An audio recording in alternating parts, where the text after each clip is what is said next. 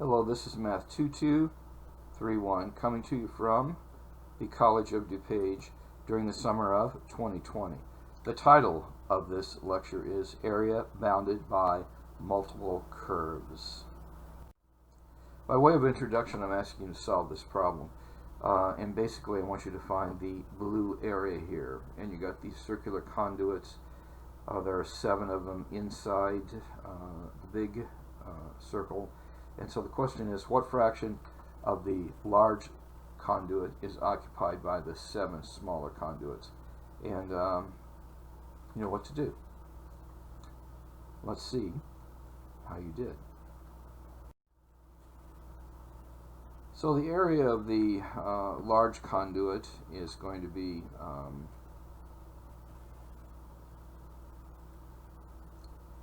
pi times the radius squared, and the radius is the diameter divided by 2. And so here I see that the big conduit's diameter is 3 times the diameter of the smaller. So when I do pi r squared for that, that's the same thing as pi d squared over 4. But d, because d is twice the radius, and the smaller ones, there are 7 of them, each one is pi, and then it's lowercase d squared over 4, pi r squared again. And so the pi's will cancel, so you have a 7 there, but you can see from the figure that big D is 3 times smaller d. So I do the calculation, and now the d squareds cancel out, and I get 7 over 9. With that as warm-up, let's begin talking about the area between the blue curve and the red curve, and it's shaded green.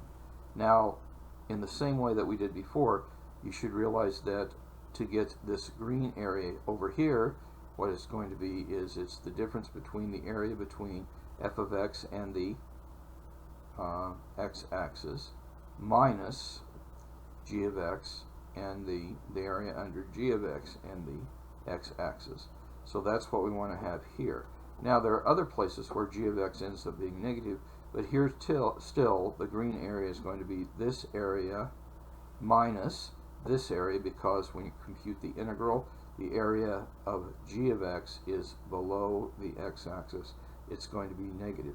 So in either case, what we get is the area is the integral from a to b, definite integral of f of x minus g of x, the function on top minus the function on bottom, and we're drawing this dx. And that's one of the reasons it is good for you at least to mentally to draw these slices, because it makes you realize that you're going to be integrating dx. Now, in addition to this formula, you want to have the following word formula to make sure we remember that the area is always the larger function minus the smaller function. So in this case, if it is dx, like we found, this is going to be the integral of the upper function minus the lower function.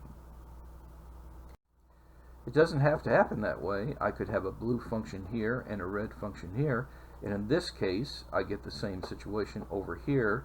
The area that we're seeking is the area between the blue function and the y-axis, and minus the area between the g function and the y-axis. But here, up here again, what I'm going to do is this is going to be positive, but then this is going to be negative when I compute the integral, so I'm still taking the difference. So in this case, what happens is this is the area is the integral from c to d of f of y minus g of y, and again when we draw those slices it's very clear we're integrating dy.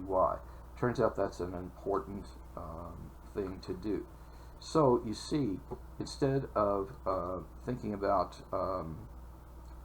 just memorizing the formula, what we want to do is remember the word formula, and that's the area is always the larger function minus the smaller function. And in this case, that means that this is the integral from c to d of the right function minus the left function. Think about this a bit, please. Sometimes, and frequently, sometimes the problem may be worked either dx or dy. Sometimes the problem may be significantly easier one way, or the other, dx or dy. Sometimes the problem will require us to break into subproblems with different integrals. Frequently, sketching a graph is essential. Frequently, solving algebraic equations to find the limits is required, and frequently, calculating the integral to get a numerical answer is required. So here's a problem for you to do. Determine the area of the region enclosed by y equal x squared and y is equal to the square root of x. You know what to do. Let's see how you did. Well, first, it is really useful for us to emphasize what do we mean by area enclosed by. This means the area we're interested in must have one of the two curves on every boundary of the region. So here's the graph of the two functions, and the enclosed region is shaded. Now, this is really kind of important because sometimes students will say, well, this area is enclosed by these two functions, but it's not because it's not bounded on all sides by that. So anyway, and the picture tells us who's on top, and so the area is going to be the integral from, and we needed to find the places where these intersect. Here is, this point is 0, this point is 1. Again, we're integrating dx. So the area is going to be the integral from 0 to 1. It is going to be the square root of x minus x squared dx. I compute the integral. Here, you should be expert about that, but you should use this as practice for computing that, and the answer is going to be 1/3. First, in almost all these problems, a graph is pretty much required. Often, the bounding region, which will give us the limits of integration, is difficult to determine without a graph. Also, it can often be difficult to determine which function is upper and which is lower without a graph. This is especially true if the answer will depend on the range of the x's we're going over. Finally, unlike the area under the curve we looked at in the previous sections, the area between two curves will always be positive. If you get a negative number, that means you made a mistake somewhere. Probably the wrong function was on top, and you need to go back and find it. A note, as well as sometimes saying region enclosed by, we will sometimes say region bounded by. They mean the same thing. So here's another problem. You want to determine the area of the region bounded by.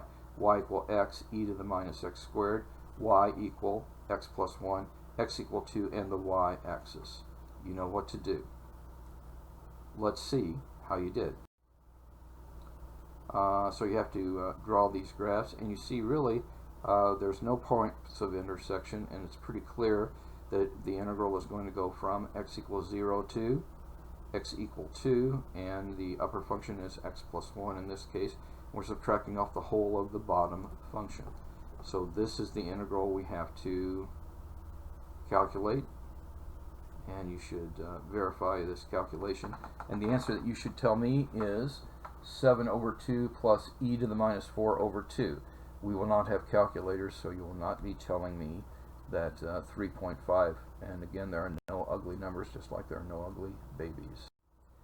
Alright, so here is a problem for you to do. Determine the area of the region bounded by y equal 2x squared plus 10. That's a parabola, and y equal 4x plus 16. That is going to be a line. You know what to do. And we'll see how you did in 40